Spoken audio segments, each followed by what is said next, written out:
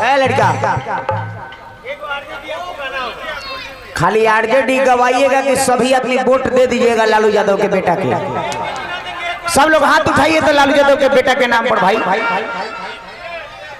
सब लोग उठाइए ना भैया सब लोग नहीं तेजस्वी यादव के नाम पर हाथ उठाइए एक बार आप सब नहीं उठाइएगा हाथ उठाओ तेजस्वी को नहीं देना है वोट उठाइए हाथ उठाइए उठावा सूरज सब लोग के मन है ये नहीं है देखिए नहीं लोग हाथे नहीं उठा रहे काहे गाए सब लोग वोट देगा तब गाएंगे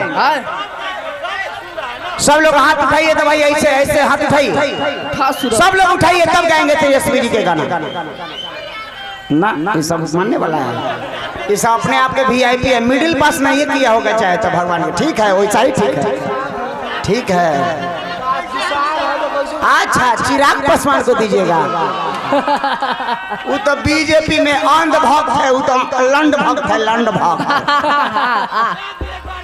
वो तो अंड भक्त के जोड़े रहता है कहला उसको दीजिएगा पानी में वोट फेंकिएगा महाराज जगह पर वोट जाने दीजिए ना कहला वो अंड भक्त को दीजिएगा वोट महाराज वो तो मोदी में चल जाएगा मोदी में अच्छा बात है दीजिए कोई दिक्कत नहीं ये तो मन के चाहा है हमरो मन तेजस्वी भैया को देने का नहीं करता है मोटा ताजा आदमी कस को पेल देगा तो क्या करेगा फाटिए जाएगा तब बात होगा लेकिन अंध भक्त गोबर खावे करेंगे मूत पीवे करेंगे आप लोग चाहे कुछ भी कर लो हम अंध भक्त हैं अंध भक्त नहीं अंड भक्त हैं हम अंड भक्त हम गोबर खावे करेंगे मूत पीवे करेंगे तू मना कर देगा का हमर मुंह है हमर सामान है हम कुछ ए भैया कुछ मंडलियों कर दी ए भैया ना वो ना ना दिया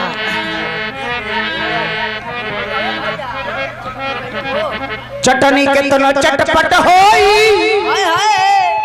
चटनी के तो चटपटाई सब्जी बराबरी ना होई अरे सब्जी के बराबरी ना होई और नेता बड़का बड़का होई है लालू बराबरी ना होई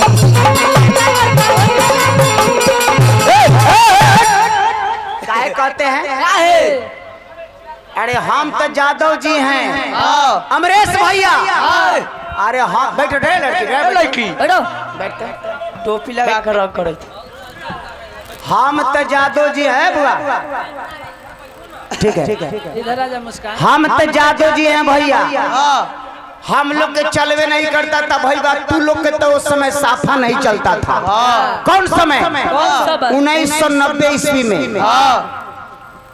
1990 ईस्वी में अरे हम लोग के जब चलवे नहीं करता था तो आप लोग फोन खेत के मुड़ई थे ये सब लालू प्रसाद यादव का देन है कि आज हम लोग के चलने को सिखाया न तो पंडित जी के लौड़ा धरते धरते समय राजपूत ब्राह्मण भूयार से गान मराते समय कोई था उस समय बोलने वाला आज रामविलास चाचा होते तब उनका मर्म समझ में आता कि हम कितना दर्द सहे हैं गरीब को उठाने में ये लड़का बेचारा तो अपना पद के लिए सटा हुआ जी गरीब के नेता आज के उपेंद्र कुशवाहा जीतन राम मांझी चिराग भैया जब कहते हैं कि हम गरीब के नेता हैं तो हमको लगता है जब फांसी लगा लेता गान मरा के मर जाते तो ठीक है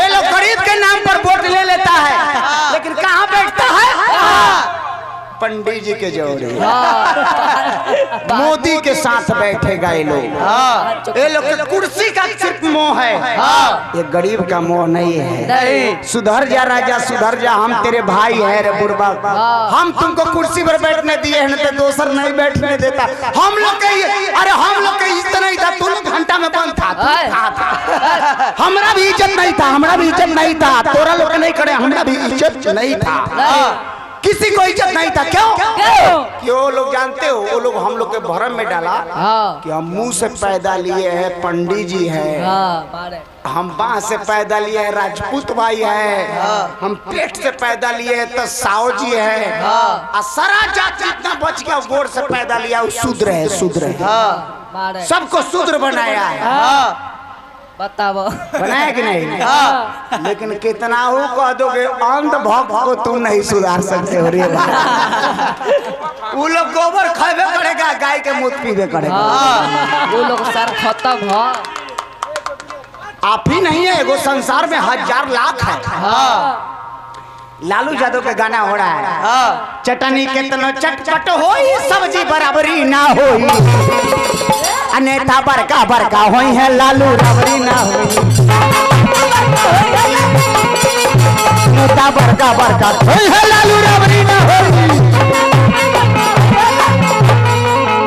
जहाँ डाल डाल पर सोने की चिड़िया करती बसेरा, डाल डाल पर सोने की चिड़िया करती ये भारत के सवेरा।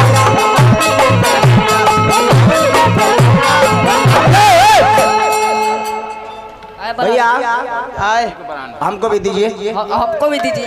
एक और कहानी सुन लीजिए। ए भैया इतना दिन से इतना दिन से सुने थे कि सुप्रीम कोर्ट में जो जज बनते हैं गलती तरह हो गया बलिंद्रा में बहुत 2-3 बार दिन गलती हो गया। आज तक सुने थे कि सुप्रीम कोर्ट के जज के ऊपर जूता फेंका जाता है। आज तक सुने थे कि सुप्रीम कोर्ट जो भारत का सबसे बड़ा पद है, सुप्रीम कोर्ट प्रधानमंत्री के ऊपर है, राष्ट्रपति के भी जेल में रख सकता है सुप्रीम कोर्ट। सीजेआई, सी यानी चीफ, जे माने जस्टिस, आई माने इंडिया, चीफ जस्टिस इंडिया, जो भारत के मेन पद पे बैठा वो कौन थे? जात के हरिजन चमार, उन पर एगो पंडित जी जूता फेंक दिया। आज तक सुने हैं कि मुख्य न्यायाधीश जो मेन पद पे बैठे हैं उनको देह पर जूता फेंका जाता है। वो लोग साला इतना खत्म आदमी है कि 97% हम सब हैं, चमार, दुसाद, ग्वार, कोयरी, कहार, डोम, सब लोग मिला के हम 97% है। और 3% पंडित जी हमारा जज साहब के देह पर जूता फेंक दिया।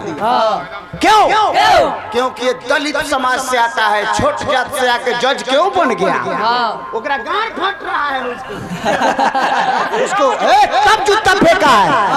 अभी सभी तुम लोग के लाज लगता है तो चिराग पासवान के वोट नहीं देना, तेजस्वी भाई का वोट देना। काहे कि फिर कह रहा है कि जा सब गइलो कलाकार हम किस लिए है? जब कलाकारी से कोई नहीं समझ सकता है तो आपके झगड़ा लड़ाई से नहीं समझेगा कोई। दिल की बात है, दिल है कि मानता नहीं, दिल मानने की बात है। कोई बड़ियारी नहीं होता है कोई चीज में। आपका दिल मानेगा, मेरा दिल मानेगा। हो सकता है आप सबको प्रेम हो जाए या लोग हमको डांटे कि उससे प्रेम क्यों किए हो। हमारा मन मानना है कि आप ही से प्यार करेंगे। कोई रोक देगा हमको? इतना दिन से कोई सीजेआई पर जूता फेंका है, लेकिन पहली बार क्यों? कि दलित समाज से वो आते हैं इसलिए फेंका है। उसको लाज लग रहा है क्योंकि वो ऐसा है, वो बीजेपी वाला ऐसा है कि हम लोग के पढ़ने नहीं दे रहा था, हम लोग के गर्दन में हांडी लटका दिया था, चुत्तर पर झाड़ू लटका दिया था। चुत्तर पर झाड़ू क्यों था? आगे आगे चलेगा, पीछे पीछे से तोरा झाड़ू से दाग मिटा जाएगा कि दलित जा रहा है। दलित आप लोग हैं, वो लोग इतना किया है कि डॉक्टर भीमराव अम्बेडकर को अपने इनार में पानी नहीं पीने देता था, अपना पोखरा में पानी नहीं पीने देता था। आज हम लोग कहते हैं तो कुछ लोग को लगता होगा, लेकिन कुछ लोग हमको गाली देता होगा, लेकिन नहीं। जगह पे जाओ, जगह पे जो व्यक्ति हमको पढ़ने नहीं दिया, जो व्यक्ति जिंदगी भर गाली दिया, नीच समझा, मर जाते हैं तो कहता है ना कि खटिया दान करो, चौकी दान करो, पैसा दान करो, तोरा दादा के स्वर्ग में भेज देंगे। रे साला जिंदगी में इज्जत न किया, अब मारला के बाद हमारा दादा के स्वर्ग में भेज देगा। बहन के करैली मेरे जिंदा में तू हमको इज्जत नहीं किया है, अब मरने के बाद हमको स्वर्ग में तू भेजेगा। होने का चीज है नहीं, कभी नहीं। अरे एजुकेशन है, हम पढ़े लिखे हैं दोस्त। एजुकेशन, एजुकेटेड एजुकेशन में अंतर हो जाता है। एजुकेशन आपके पास भी है, लेकिन आप एजुकेटेड नहीं है। एजुकेटेड का माने होता है जिसका कोई किताब हो, जिसका कोई बात सुनता हो, समझता हो। एजुकेटेड, एजुकेशन, दोनों में अंतर है। शिक्षा इनके पास भी है, लेकिन वो शिक्षा नहीं है जिससे लड़ाई कर सकते हैं। आज मेरा खानदान का महिषासुर था, मेरा खानदान का महिषासुर था, आपका खानदान ओबीसी खानदान था, यादव के खानदान के महिषासुर था, ये आदिवासी था झारखंड का, उसको मार दिया। वो अपना दुर्गा जी के पूजा करा रहा है, तोरा राजा के गांड में लौड़ा पिल रहा है। लाज है तुमको? लाज है? पता है कि महिषासुर कौन था? अरे महिषासुर तेरा राजा था, छल से उसको मार दिया साला। जा हे भगवान, फाट, हे धरती फाटक, हम भूख जाए जाएंगे हम क्या बाबू। लेकिन जाड़े बोका, हम कितना बोका हैं कि अपना खानदान को नहीं चिन्हते हैं।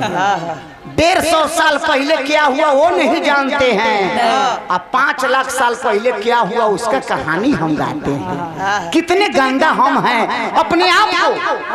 एक आदमी उसको पागल कहता है कि तू बुड़बक है, 3 अंगुली इधर घुमा हुआ है, कहता है कि नहीं लंगड़ा, उससे 3 गुना पागल तू है। आपको यदि हम बुड़बक कहते हैं तो 3 गुना बुड़बक पहले हम तब आप बुड़बक हैं। 1 गुना आप बुड़बक हैं, 3 गुना हम बुड़बक हैं। पहले हमको समझना है। एगो समय था शादी ब्याह हमारा बेटी बहन के होता था, तो पंडित जी देवी के नाम पर, भगवान के नाम पर 5 रात पहले अपने रख के माल भोग देते हैं, तब कहते थे कि सत्य सत्य सत्य सत्य। 1819 ईस्वी में, हेलो इंडिया में 1819 ईस्वी में, बैठिए, 1819 ईस्वी में एगो अंग्रेज ये चीज को प्रथा मिटाया।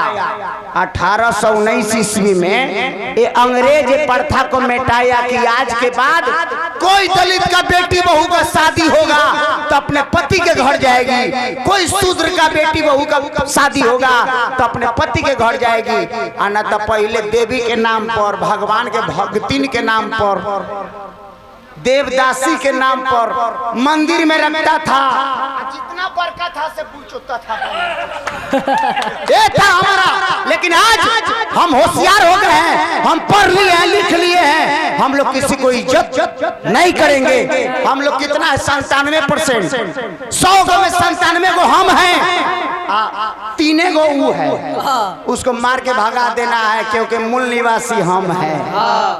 आज मोहन यादव के नाम सुने हैं? मोहन यादव मध्य प्रदेश के मुख्यमंत्री 27% ओबीसी के आरक्षण जब दे दिया तो उसको लोग करे रामद्रोही है, देशद्रोही है, धर्म द्रोही है। मोहन यादव के पुतला फूंक दिया, मर जा मोहन यादव। क्यों?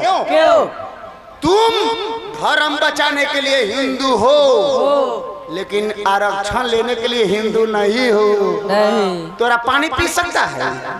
मोदी जी तोरा पानी पिएगा ना? ये शुद्ध है, इसके पानी मत। छोटा जाता है, छोटा जाता है। हमको कहता है छोटा जाता, हमको शूद्र कहता है तो आप लोग कौन खेत के मुड़ई है? जब यादव को शूद्र कह सकता है तो आप लोग कौन खेत के मुड़ई है? हम लोग पढ़ लिख के बोलते हैं, पागल तो नहीं है, दिमाग में भूसा तो मेरा नहीं कसा हुआ। क्या सरकार बोलिए, ये बात है कि नहीं? चटनी के तनो चटपटाई, सब्जी बराबरी ना हो, नेता बड़का बड़का ओही है, लालू राबरी ना हो।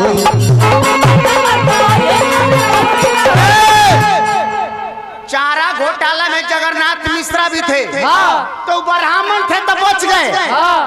50 गो अफसर ब्राह्मण था, 50 गो अफसर बच गया, लेकिन एगो लालू यादव फंस गए। क्यों? क्योंकि गरीब के नेता थे, इनको अंदर करके न रखता तो अभी तक बिहार में कोई के सरकार बनता? लालू यादव रहता। फिर लालू आएगा तो फिर धरती पर कोई माई के लाल है कि बिहार में हिलाएगा, ठेलेगा भी, कोई नहीं आ सकता है उसको सामने। और सबको इसी के पीछे आना पड़ेगा। ये लोग 4 आदमी थे, 4 आदमी कहाँ से निकले थे जानते हैं? कहाँ से? विमेंस कॉलेज पटना, जयप्रकाश नारायण के आंदोलन से। कौन कौन? शरद यादव, नीतीश कुमार, रामविलास पासवान और लालू प्रसाद यादव। 4 आदमी निकले थे जयप्रकाश नारायण के आंदोलन से। जयप्रकाश नारायण के आंदोलन से 4 व्यक्ति निकले। शरद यादव जो मर गए, रामविलास चाचा जो मर गए, लालू यादव जी अभी हैं और नीतीश कुमार अभी हैं। ये दोनों आदमी वो दोनों आदमी से छोटे थे। शरद यादव मर गए, रामविलास चाचा मर गए, लालू चाचा अभी हैं और नीतीश चाचा हैं। कुछ भी कहेंगे तो दिमाग से कहेंगे, पागल हम नहीं है। और क्या बबुआ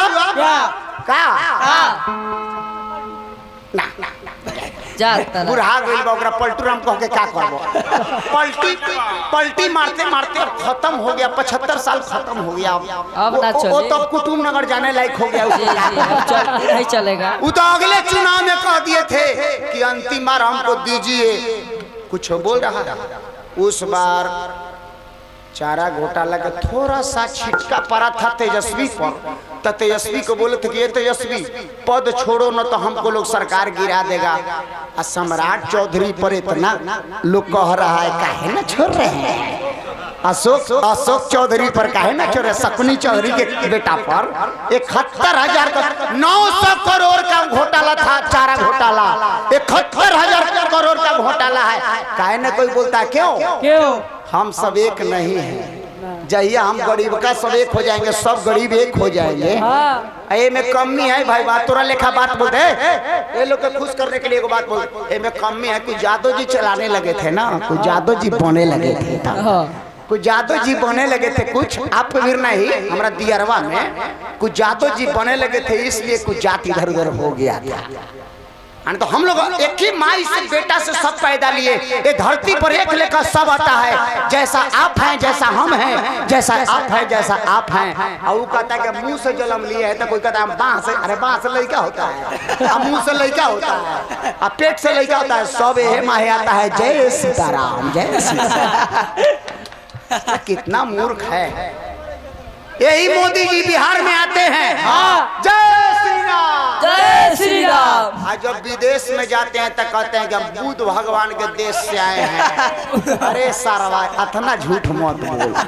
ये जब विदेश में जाते हैं तो कहते हैं हम बुद्ध के देश से आए हैं, क्योंकि बिना बुद्ध के तू शुद्ध ना होइबे तो रगड़ में खोई लगी रही। बिना बुद्ध के कोई है? यहाँ रहते हैं तो राम, मुसलमान, हिंदुस्तान, पाकिस्तान। 4 किलो अनाज कुछ है। कै रुपया का है रे? वो चौड़वा जो खुदिया देता है कै रुपया का है? कै दिन का है रे? 15 किलो कम से कम देता। तो आधा किलो रोज बनाते तो 30 दिन चलता। 15 किलो, ये 4 किलो अनाज कै दिन चलता होगा? आज कितना बड़ा कुत्ता हम है कि 4 किलो अनाज के लिए चावड़े पर लग। कितने गंदा व्यक्ति हम हैं, कितने गंदा व्यक्ति मेरा बाप है, कितने गंदा व्यक्ति मेरे पूर्वज है। 4 किलो अनाज के लिए लोगवा देत बा बधैया। जिया जिया तेजस्वी भैया, लोगवा देत बा बधैया। जिया जिया तेजस्वी भैया, लोगवा देत बा बधैया। जिया जिया तेजस्वी भैया, लोगवा देत बा बधैया। जिया जिया। बंद होना जाओ, जाके बंद हो जाओ। तोरा मना कर रहे, बंद हो जाओ, बंद हो जाओ भीतर जाके। कोई मना कैले है तोरा? लोगवा देत बा बधैया। जिया जाके बंद हो जा। रखते लगा के लौड़ा चढ़ाते हैं तो जीते हैं। कि हमरा वीआईपी के सर बनेगा। लोगवा देत बा बधैया। जिया जिया तेजस्वी भैया, लोगवा देत बा। एकरा बुझाना क्या है? हमारा गांव में आए हुए तो कुछ कह के चल जाएंगे रे तरा बोलेंगे भगले जैसे। लोगवा देत बा बधैया। जिया जिया तेजस्वी भैया, लोगवा देत बा बधैया। जिया जिया तेजस्वी भैया। गंगा कितनो बरी आई तो गोदावरी ना होई। गंगा कितनो बरी आई तो गोदावरी ना होई।